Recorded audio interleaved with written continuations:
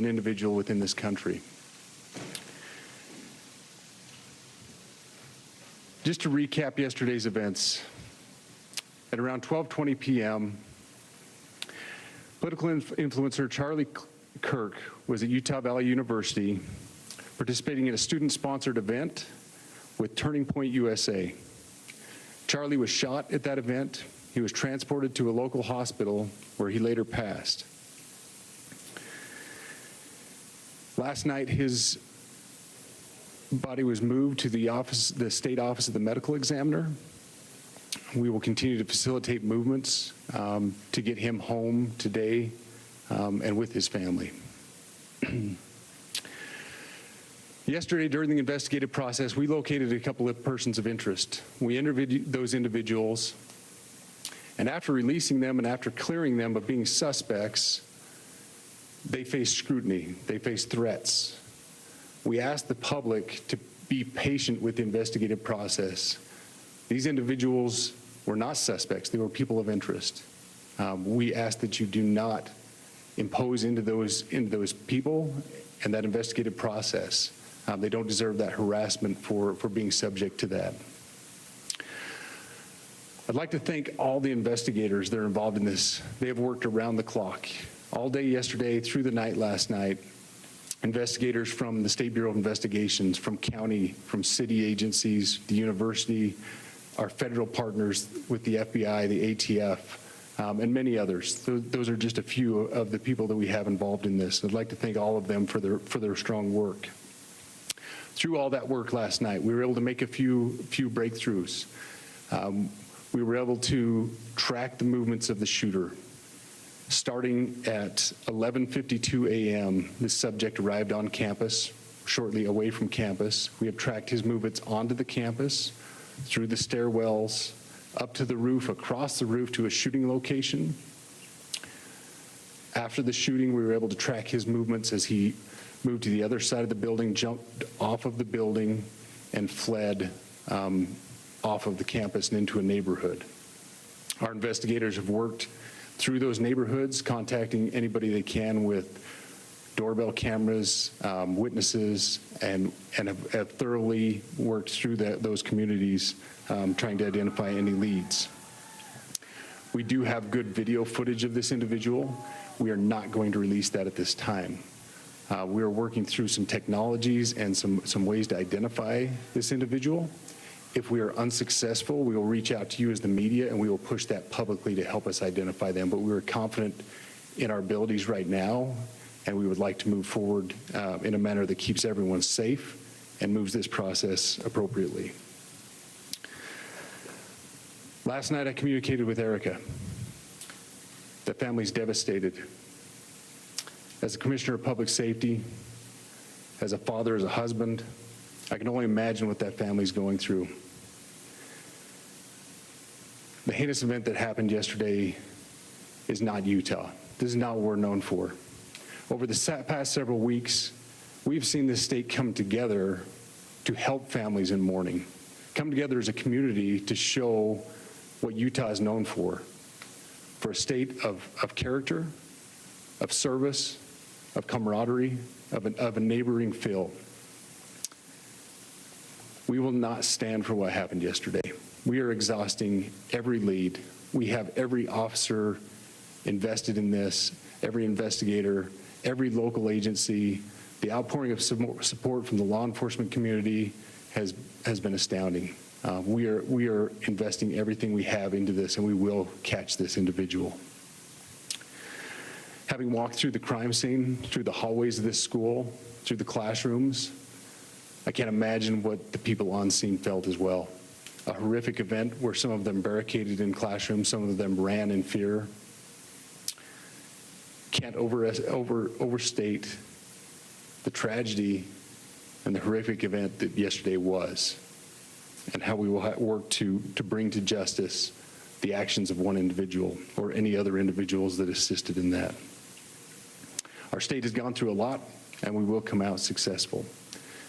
With that, I'll turn the time over to Special Agent Bowles in charge. Good morning. My name is Robert Bowles, and I am the Special Agent in charge of the Salt Lake Field Office.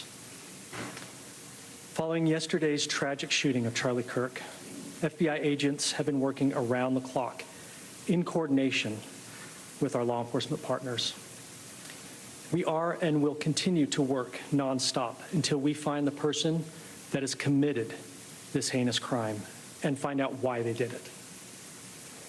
This morning I can tell you that we have recovered what we believe is the weapon that was used in yesterday's shooting.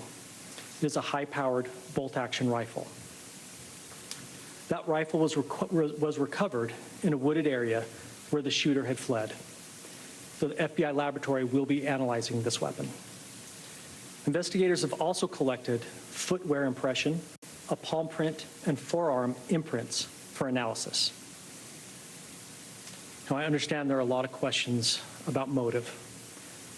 I assure you that all leads, tips are being fully investigated. As of this morning, we have received more than 130 tips. We thank the community for that. The FBI has brought every resource to bear, and we will continue to do so throughout the course of this investigation. The FBI's mission is to protect the American people. It's to uphold the Constitution of the United States.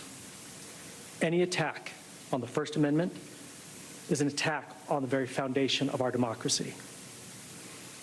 That is why we will relentlessly pursue this case and the shooter until we find him.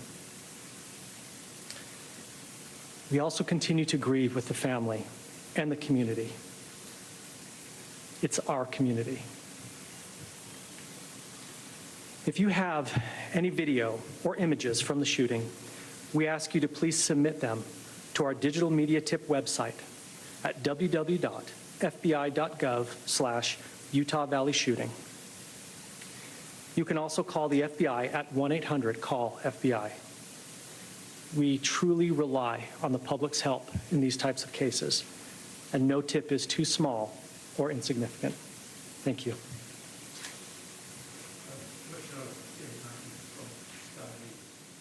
We are listening to state and federal officials brief the media here, and we'll keep our ear on this, see if we elicit some more information here. But some big developments. Tom Winters here with me. First of all, they found the weapon, they believe, a high-powered rifle, footwear imprints, forearm imprints, and most crucially, perhaps, Tom, video that they describe as good video of this suspect that they are not yet releasing. That's right. It says to me, and based on what we heard from Utah's director of the Department of Public Safety, it appears that they're going to use some technology, as he put it. I think we should look into that and say probably facial recognition. Let's listen and see if we get a bit more here.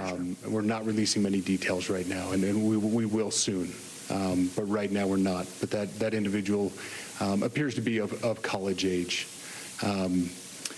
We are confident in our abilities to track that individual. If we're unsuccessful in identifying them immediately, we will reach out for the public's help and the media's help in pushing those photos.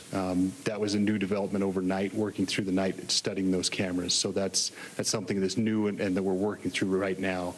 As far as the security, I cannot speak to that. Neither the Department of Public Safety nor the Federal Bureau of Investigation was involved in the planning or security of this event, and that'll have to be a question later for other agencies.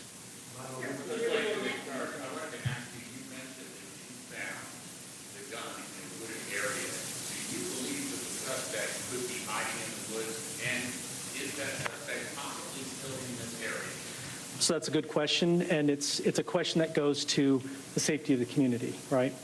No, not in those woods. We've walked through those woods and secured it. As to the community, I can tell you that this was a targeted event. We don't believe that the community is at risk. However, we are exhausting every resource to find him, and we will do so. With the BBC, from the images you have, can you see clearly the suspect's face? You say he was college age. Do you believe he was from this university? And how far do you think he may have gone in this time? So I can't comment specifically on his face or any details such as that, as it's continuing to be a part of the investigation. And again, we'll release that shortly.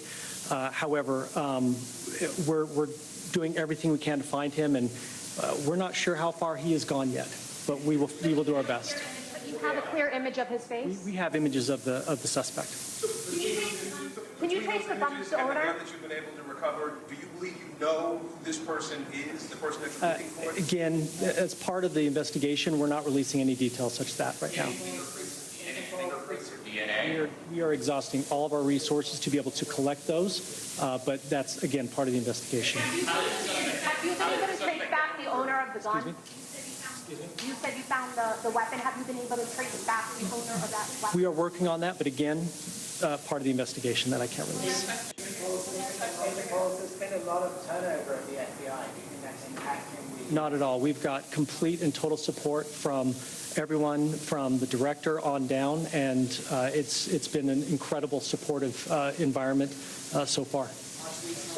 Are tweets like the one yesterday useful, though, where we announced that there's a suspect? All I can say is that we're working the investigation the best we have with the environment we're given. So thank you. Those are all the questions for right now. Thank you, everybody. Right, so a lot of revelations there from the officials in Utah briefing on the assassination of Charlie Kirk, conservative commentator. The biggest point to note is that the suspect is still at large. However, Tom Winter, who joins me now, they've got some pretty big leads. These are major developments. They've got what they consider to be good visual of the suspect in terms of some kind of surveillance video and the weapon.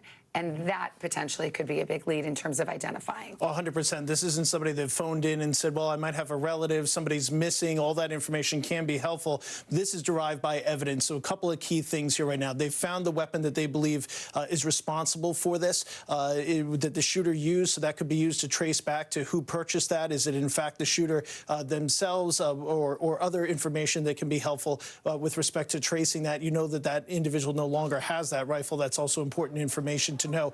The big thing is backing it up. They have a timeline. They know when this person got on campus. They're able to track this individual, according to officials there, through the stairwells, up onto the roof. They know he jumped off of the roof and started to flee into a neighborhood. And they mentioned there the Ring cameras. That every house now kind of has some sort of a camera or surveillance thing, and typically to track who's at your front door, who's dropping off packages. But it can be key. And we've seen this time and again in investigations over the last year, 18 months, where that type of what's called a video canvas, going literally door to door, shoe leather detective work, can find images, and you can really track where somebody is.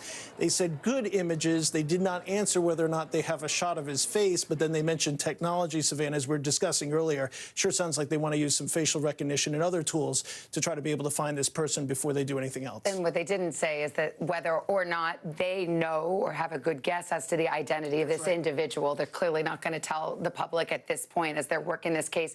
NBC's Morgan Chesky at the scene of Utah Valley University, is seen of college students shaken, the school closed for the rest of the week, and yet the officials are saying it's not considered a threat to the community because this is a targeted attack, Morgan. Yeah, Savannah, they're calling it a targeted attack, and they say that right now they don't believe this community at large is at risk from that shooter that opened fire just yesterday at, again, 12:20. And I think what's so striking here, Savannah, is the fact that we can now piece together this timeline somewhat. He arrived on campus at 11:52 a.m. A student I spoke to last night, Savannah, said that this amphitheater where Kirk was shot was just on the other side of this building behind me. He said that this event, whether you liked Kirk or not, or agreed with his politics or not, was well known across the entire campus. There were signs up advertising his speech. He thought about going, but he said he had studies to do at the library. But even he heard that shot and then looked up and saw this mass exodus of students running by the windows. He himself, once he realized what had happened, fled as well. And that was just kind of one story of so many we heard yesterday from these students describing essentially that pandemonium when that single shot was fired. And now to know that we have video of that gunman leaving that rooftop perch, leaving this campus, it will only go towards building this case going forward and hopefully bringing this individual that authorities described as looking college age into custody. Morgan, thank you very much. I know you'll be right there on campus waiting other updates. I'm going to turn to you, Tom, as we close here, because this was a shot taken from a distance of about 200 yards, a high-powered rifle, we now know. But one would think that that takes some training and experience. Sure, it's a bolt action rifle, so it's not something that you would pick up and necessarily just fire. But given that type of a weapon at this distance, if you did have that training, Savannah, and had some sort of proficiency, you would be able to fire from that distance with that accuracy. It just speaks to the planning this individual did. This is very much an ongoing investigation. The suspect still at large, but officials in Utah updating the media and the public this morning that they do believe they have a good image of the person they are looking for, as well as having recovered the weapon. We will continue to follow this story. There's more on our streaming channel and on NBCNews.com. Most of you will return now to the Today Show. I'm Savannah Guthrie. This has been an NBC News special report. Right now. If it's Sunday, it's Meet the Press.